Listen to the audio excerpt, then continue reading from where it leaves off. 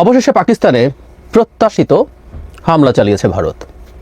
এই হামলাটা ঠিক আগের মতো খুব নিরীহ না হলেও এই হামলাটাও খুব বাড়াবাড়ি কিছু ভারত করতে চেয়েছে, নট নেসেসারিলি। আমি যখন ভিডিওটা রেকর্ড করছি তখন পর্যন্ত এই হামলায় 8-9 জন মানুষের মৃত্যুর কথা বলা হয়েছে, কিছু স্থাপনা ধ্বংসের কথা বলা হয়েছে। আবার পাকিস্তানও পাল্টা ব্যবস্থা নিয়েছে এবং এই প্রেক্ষাপটে সেই পুরনো প্রশ্ন আবার এসে হাজির হয়েছে, এটা সর্বাত্মক যুদ্ধ বা নিতান্ত পক্ষে একটা মাঝারি পর্যায়ের যুদ্ধে পরিণত হবে কিনা। আমরা সেই প্রশ্নটা জবাব খুঁজতে চাইব এবং তার আগে যা যা ঘটলো, অনেক ঘটনা ঘটলো গতকাল রাত থেকে এখন পর্যন্ত, সেগুলো একটু দেখা যাক। প্রথম, ভারত এই যে হামলা করলো সেই হামলার সম্পর্কে নিজে কি বলেছে। ভারতের এই বক্তব্যটা খুবই খুবই গুরুত্বপূর্ণ। দিল্লি বলছে এভাবে, তারা অ্যাটাক করেছে টেরোরিস্ট ইনফ্রাস্ট্রাকচার যেখানে যেখানে আছে এবং এটা প্ল্যান্ড অ্যান্ড ডিরেক্টেড। তারপর তারা বলছে actions have been focused, measured and non escalatory in nature. আমরা খেয়াল করি ভারত নিজে এটাকে নন এসকালেটরি বলছে নেচারের দিক থেকে, মানে তারা এসকালেশন, এটা খারাপের দিকে যাক তারা সেভাবে চাইছেন না। এবং এটা একদম খুব ক্লিয়ারলি তারা বলার চেষ্টা করছেন যে এটা কোনোভাবেই কোনো মিলিটারি টার্গেটকে তারা কোনোভাবেই টার্গেট করেননি, এটাও খুব স্পষ্টভাবে বলে দিয়েছে ভারত। তার মানে এটা ভারতের দিক থেকে আগেই বলে দেওয়ার চেষ্টা করছে যে আমরা কোনো মিলিটারি টার্গেটকে টার্গেট করিনি, আমরা টেরোরিস্ট স্থাপনাকে টার্গেট করেছি, এই ধরনের বক্তব্য। এই অ্যাটাকটার একটা সিগনিফিক্যান্স আছে। সিগনিফিক্যান্স হলো, আমরা 2016 বা বিশেষ করে 2019-এ বালাকোটে যেসব ঘটনা ঘটলো তার তুলনায় এটার ব্যাপ্তি একটু বেশি ছিল। কারণ যে কয়টা স্থাপনায় শহরে হামলা করা হয়েছে, মোট 9টা জায়গায়, কিন্তু শহর 6টা। এর মধ্যে তিনটা ভারত যেটাকে পাকিস্তান অধিকৃত কাশ্মীর বলে, আবার ভারতের কাশ্মীরকে পাকিস্তান বলে ইললিগালি অকুপাইড কাশ্মীর। তো যাই হোক, পাকিস্তান অধিকৃত কাশ্মীর বা আজাদ কাশ্মীর যেটাকে আমরা বলি, সেটার 3টা শহর হচ্ছে ওখানে, আর 3টা কিন্তু পাঞ্জাবে। তার মানে ভারত এবার পাকিস্তানের আরও ভেতরে গিয়ে নন ডিসপিউটেড এরিয়ায় অ্যাটাক করেছে। কাশ্মীর ডিসপিউটেড এরিয়া, ভারত দাবি করে এটা তার, পাকিস্তান অকুপাই করে রেখেছে, সেটার একটা যুক্তি। আর যখন পাঞ্জাবে হামলা করে তার একটা ডিফারেন্ট ডাইমেনশন আছে।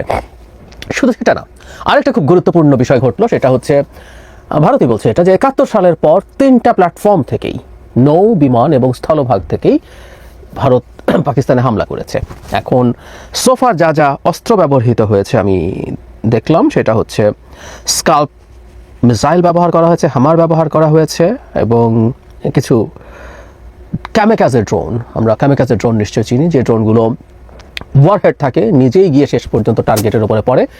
রাশিয়া যুদ্ধের সময় আমরা এটা প্রচুর দেখেছি, রাশিয়া ল্যান্সেট নামের একটা ড্রোন ব্যবহার করে, এই ক্যামিকাজে ড্রোন ব্যবহার করে যথেষ্ট ক্ষতি সাধন করেছে ইউক্রেনের। সো এটা ব্যবহার করা হয়েছে। এর মধ্যে স্কাল্প যে মিসাইলটা, সেটা হচ্ছে ব্রিটেন আর ফ্রান্স তৈরি করেছে। ব্রিটেন এটাকে স্টর্ম শ্যাডো বলে, ফ্রান্স এটাকে স্কাল্প বলে। এটা এয়ার টু সারফেস মিসাইল, মানে এই ক্রুজ মিসাইল। আমি গতদিন বলেছিলাম সেটা হচ্ছে, এটা আসলে ছোটোখাটো একটা উড়োজাহাজের মতো।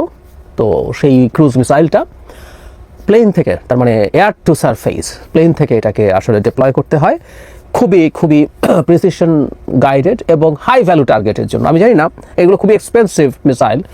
ভারত খুব হাই ভ্যালু টার্গেট অ্যাচিভ করতে চায়নি, মানে ধরুন মিলিটারি কোনো সদর দপ্তর বা কোনো সাপ্লাই ডিপো বা অ্যামুনিশন ডিপো, এরকম কিছু টার্গেট করে না, কিন্তু এই স্টর্ম শ্যাডো মানে স্কাল্প ব্যবহার করেছে। এটা একটা প্রশ্নের ব্যাপার। আমি ধারণা করি তারা রাফাল কিনেছে, এটার এফেক্টিভনেস তারা হয়তো বা পরীক্ষা করার চেষ্টা করছে, সে কারণে এটা ব্যবহার করেছে। এখন পাকিস্তানের দিক থেকে বলা হচ্ছে, আমি ডনে দেখলাম তারা 5টা ইন্ডিয়ান জেট ডাউন করেছে বলে বলছে। That's very interesting. এর মধ্যে 3টা রাফাল আছে, MiG-29 আছে, Su-30 আছে। মানে এবার ভারত অন্তত MiG-21 নিয়ে 19 সালের মতো পাকিস্তানকে অ্যাটাক করতে যায় নাই। আচ্ছা, এখন যুদ্ধে যেটা হয়, মানে যুদ্ধ সম্পর্কে একটা কথা বলাই হয়, the first casualty in a war is the truth. যুদ্ধে প্রথম মারা যায় সত্য। কোনো পক্ষই আসলে সত্য কথা বলে না, প্রত্যেক পক্ষই তার পক্ষে এক্সাজারেট করার চেষ্টা করে। এটা এক ধরনের প্রোপাগান্ডা এবং এটা যুদ্ধের কৌশল হিসাবে এক ধরনের স্বীকৃতি। এটা সব ক্ষেত্রেই, মানে প্রত্যেক পক্ষ তার নিজের ক্ষয়ক্ষতি কমিয়ে বলে, অপর পক্ষের ক্ষয়ক্ষতি বাড়িয়ে বলে, এটাই নিয়ম। কিন্তু পাকিস্তান এটা বললেও, রয়টার্সে আমি দেখলাম 3টা ফাইটার জেট যে ক্র্যাশ করেছে জম্মু অ্যান্ড কাশ্মীরের মধ্যে, এটা সেখানে স্বীকার করছে।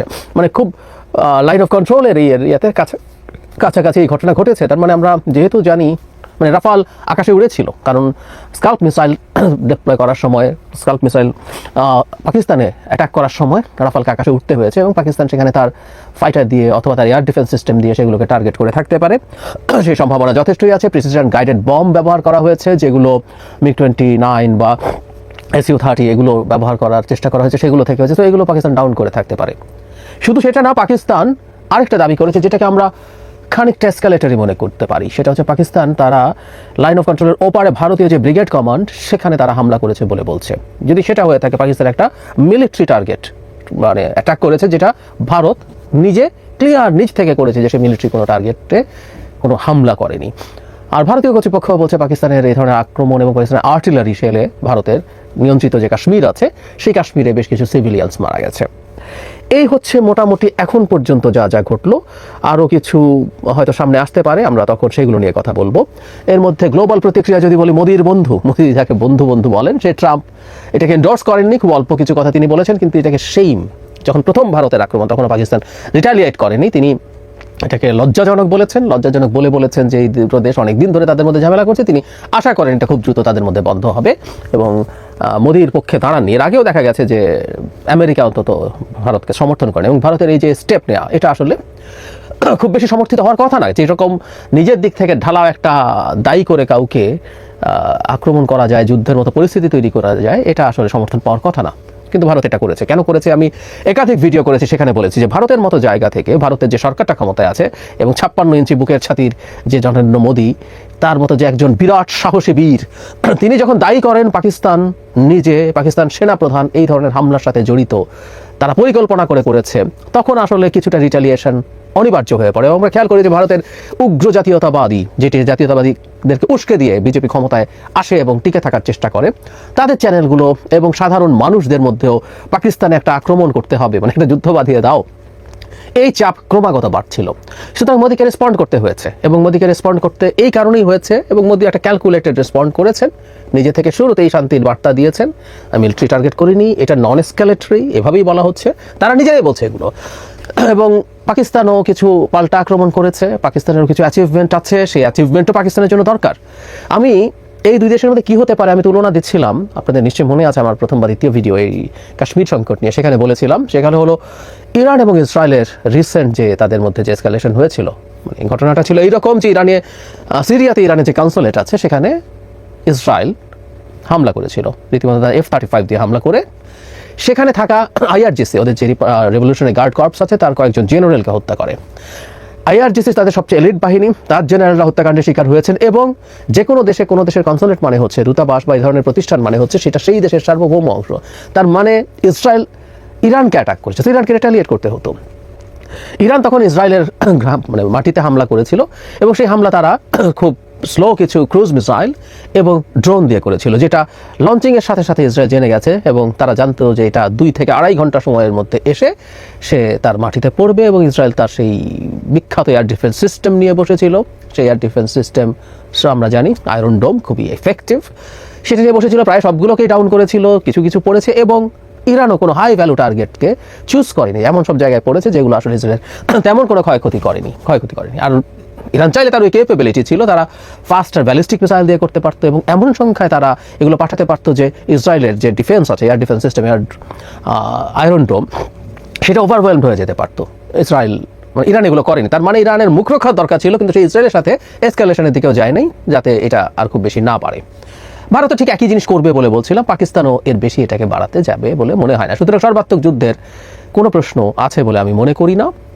এবং একই সাথে এটা বলে রাখা জরুরি যে মাঝারি মানেরও কিছু আসলে ঘটবে না। এটা মানে পাকিস্তানের দিক থেকে আর কোনো অ্যাটাক হবে কিনা জানি না। পাকিস্তান যখন ক্লেইম করে সে 5টা লেটেস্ট ফাইটার ডাউন করেছে, এটা পাকিস্তানের এক ধরনের বিজয় হিসাবে দেখা যেতেই পারে। সে কিছু আর্টিলারি শেল নিক্ষেপ করেছে ভারত নিয়ন্ত্রিত কাশ্মীরে, ওখানে কিছু ক্যাজুয়ালিটি হয়েছে। এগুলো নিয়ে এই দুই পক্ষ শান্ত হয়ে যাওয়ার সমূহ সম্ভাবনা আছে। হলেও আর 1-2 রাউন্ড হতে পারে, নট মোর দ্যান দ্যাট। মানে এতে যে অ্যাচিভমেন্টের দরকার ছিল ভারতের, মোদির, আমি বহুবার বলেছি, মোদি আসলে চেয়েছে পাকিস্তানকে দায়ী করে এবং কাশ্মীরে যে হামলাটা হয়েছে সেটা যে বেছে বেছে হিন্দু হত্যা করা হচ্ছে, এতে তার হিন্দুত্ববাদী পলিটিক্সটাকে আরও উস্কে দেওয়া গেল। এবং পরবর্তীতে ভারতে তো অনেকগুলো বিধানসভা নির্বাচন আছে, একটার পর একটা হতে থাকবে, সেটাই সে মাইলেজ পাবে। এবং সে একজন শক্তিমান শাসক, পাকিস্তানকে শায়েস্তা করেছে। চায়না তার ভূমি দখল করে আছে, অনেক বড় ভূমি, সেটার ব্যাপারে কিছু না করে অন্তত পাকিস্তানকে যদি কিছু না দেওয়া হয়, কিছু জবাব না দেওয়ার চেষ্টা হয়, এটা তো তার ইজ্জত থাকে না। তো সেটা হলো, তার বিরাট বীরের ভাবমূর্তি তৈরি হলো। এবং এই ধরনের সকল জাতীয়তাবাদী নেতাদের এই ধরনের সংকট তৈরি করতে হয় এবং সেখানে নিজের খানিকটা শক্তি দেখাতে হয়।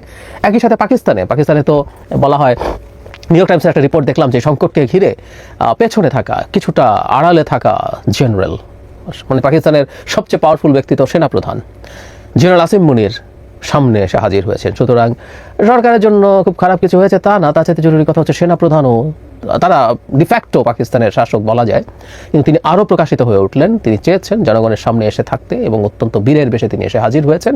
সাম্প্রতিক সময়ে বহু ক্ষেত্রে সেনাবাহিনীর নানা সমালোচনার মধ্যে পড়ছিল, তার এফিসিয়েন্সি, তার সমস্যা নিয়ে, এসব নিয়ে। বালুচিস্তানে সেনাবাহিনী বারবার অ্যাটাক হচ্ছিল, মানে কাশ্মীরে যেমন ভারত অভিযোগ করে পাকিস্তান সেখানকার তাদের ভাষায় বিচ্ছিন্নতাবাদীদেরকে সাহায্য করে ভারতে হামলা করে, ঠিক একইভাবে বালুচিস্তানে ভারত করে।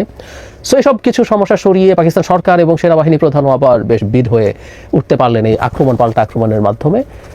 আমি ধারণা করি এখানেই এই ব্যাপারটা শেষ হবে। ঠিক এখানেই শেষ বলতে আমি এই রাউন্ডেই শেষ হচ্ছে তা না, আরও পাকিস্তান যদি এটাকে আরেকটু বাড়াতে চায়, ভারতও আরেকটু বাড়াতে পারে, এরকম 1, 2, 3 রাউন্ড আরও হতে পারে, হয়ে এই ঘটনাটা শেষ হবে। তবে আবারও বলছি, ভারত, শুরুর দিকে বলেছিলাম যে ভারত এবার একটু বেশি কিছু করেছে, এটা একটা আমরা মাথায় নোট করে রাখবো। 19 থেকে তার বৃদ্ধি, মানে 19 শেষে বালাকোটে গেছে, গিয়ে জাস্ট বিরান জায়গায় কয়েকটা বোমা টোমা ফেলে চলে এসছে, অত্যন্ত বাজে ফাইটার পাঠিয়েছে, ডেটেড ফ্লাইং কফিন বলে সেই MiG-21 তাকে পাঠিয়েছে। এবার ভারত 3টা প্ল্যাটফর্ম থেকে, ভারতই দাবি করছে, তার মানে হচ্ছে এখানে আমি জানি না জাহাজ থেকে তারা কি করেছে, জাহাজ থেকে কোনো মিসাইল, মানে সারফেস কোনো মিসাইল পাঠিয়েছে আমি তো ওভাবে দেখিনি।